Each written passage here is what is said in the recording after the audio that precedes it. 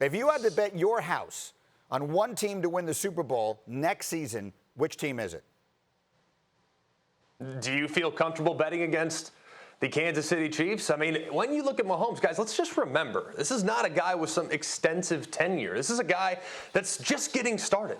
And the fact that he's already accomplished what he's accomplished in such a short period of time really is truly remarkable. You also have to look at the fact that he's only going to lose 2 players that started last year that ran out of the tunnel with him. And with all due respect, and I mean this, with all due respect to Stefan Wisniewski and Reggie Ragland, I think their productivity can be replaced. I really believe that. So when you look at the supporting cast and the fact that their offense can only go to another level as Pat Mahomes continues to mature and continues to learn how to operate from within the pocket and pick apart defenses the way he's done so tremendously in just 2 seasons, I think the sky's the limit for what this team's going to become in the years to come. Yeah, I agree. And look, I think, Greg, most people who watch ESPN associate you with the college game and all of the college coverage that you do. And so I guess I would ask you, going back to Mahomes' collegiate, it's worth pointing out, he wasn't the first pick in the draft. He wasn't even the first quarterback selected the year that he came out. What did you see from Mahomes in college?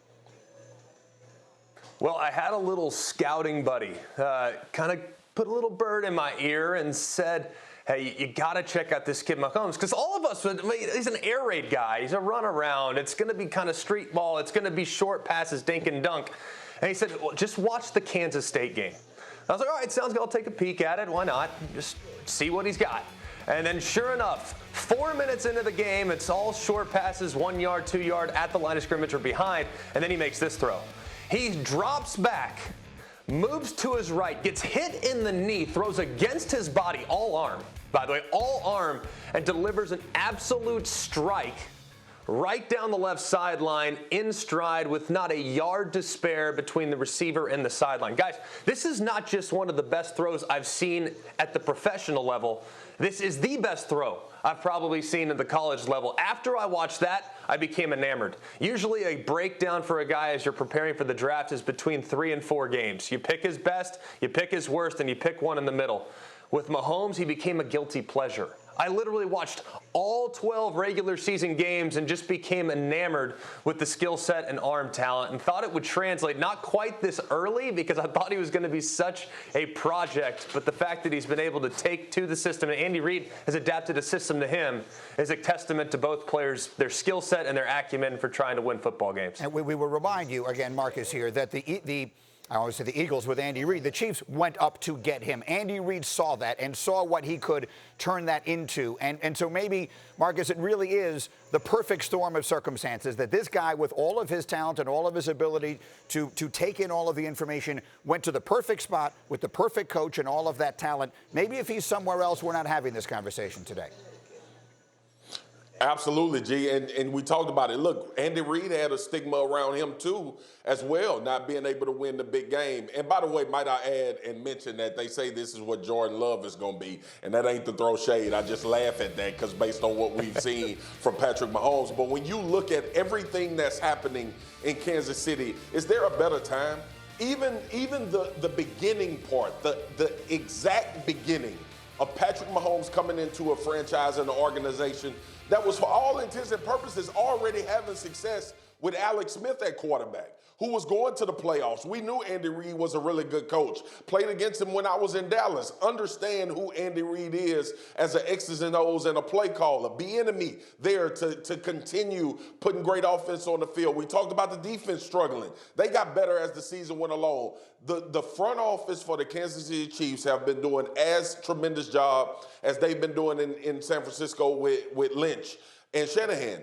When you look at everything that transpired and came together from the time they picked him 10 in the draft to getting him in the facility and not rushing him to giving him an opportunity to play in spurts and get his legs under him. And then when he played, it was unbelievable, and everybody knew what the answers were about Alex Smith's future in Kansas City. It's been perfect from the beginning. He was coupled with a coach that loves offense, that can put a player in a position to be successful, and now you see what the fruits of that labor is, not to mention Pat Mahomes' talent is unlike anything we've ever seen in the NFL.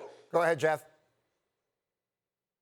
Well, hey, look at this. By the way, you bring up Andy Reid. He was asked yesterday about the prospect of potentially coaching through this 10-year contract. He's 62 years old. That would put him at 72 at the end of the contract.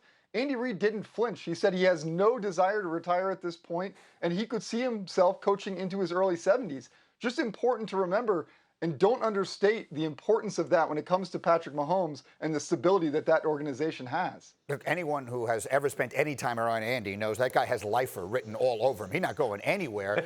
And so it does. But I do want to quickly go back, Jeff, to the previous question, because I'm sure there are people around the sport saying, how did we miss on this guy? How did another NFL team, we all know which team it is, trade up in that draft to take a different quarterback? How is it that so many people passed on Mahomes? How much of that conversation is out there right now?